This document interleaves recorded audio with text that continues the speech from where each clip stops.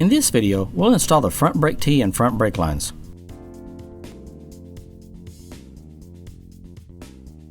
Grab the 3 short brake lines from the Stage 1 hardware box.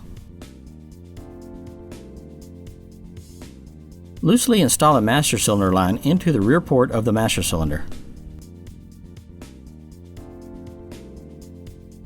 Screw the front brake tee from the K22B baggie onto the other end of the line.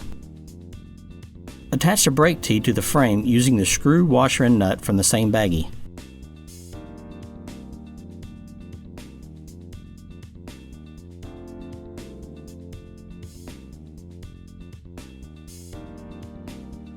Tighten both ends of the master cylinder line.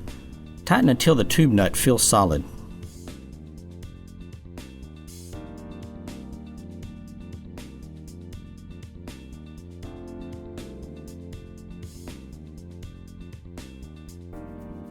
Install the longer of the 2 L-shaped brake lines onto the passenger side of the frame. Make sure the short end of the line is aimed at the brake tab. Tighten the tube nut into the brake tee.